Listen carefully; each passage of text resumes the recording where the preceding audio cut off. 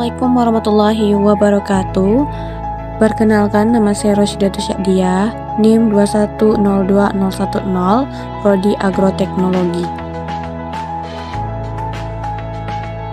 Praktikum kita kali ini mengenai plasmolisis. Apa itu plasmolisis? Plasmolisis adalah lepasnya membran plasma dari dinding sel pada sel tumbuhan. Plasmolisis terjadi jika sel tumbuhan diletakkan di larutan garam terkonsentrasi atau hipertonik.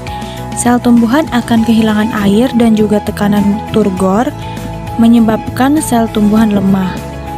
Tumbuhan dengan sel dalam kondisi seperti ini layu. Kehilangan air lebih banyak akan menyebabkan terjadinya plasmolisis.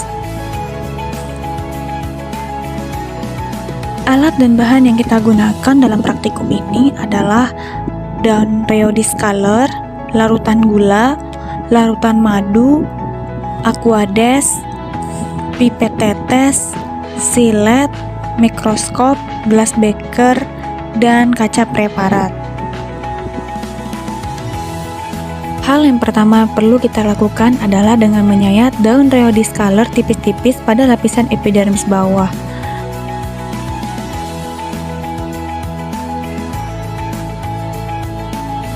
Dan tetesi dengan aquades. Setelah ditetesi dengan aquades, amati di bawah mikroskop bentuk sel yang masih utuh dan catat jumlahnya.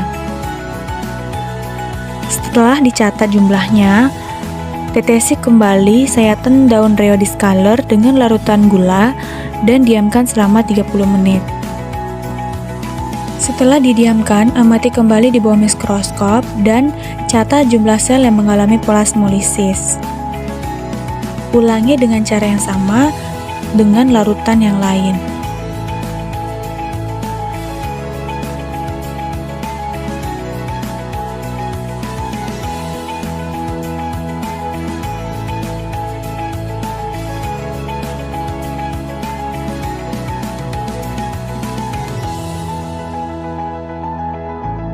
Dari hasil yang didapat, daun rheodiscaler yang belum diberi larutan gula terlihat selnya tersusun rapat. Sedangkan pada daun rheodiscaler setelah diberi larutan gula mengalami plasmolisis sehingga tampak ruangan antara isi sel dengan dinding sel yang semakin luas dan warna isi sel menjadi semakin pudar. Plasmolisis adalah sitoplasma yang mengkerut, terjadi karena terlepasnya membran sel dari dinding sel akibat air yang ada di dalam sel terus keluar sampai terjadi keseimbangan konsentrasi antara di dalam dan di luar sel. Semakin tinggi konsentrasi atau pekat larutan gula, maka semakin banyak sel yang akan mengalami plasmolisis. Hal itu dikarenakan kondisi konsentrasi air yang ada di dalam sel epidermis rheodiscaler lebih tinggi daripada di luar sel atau larutan gula.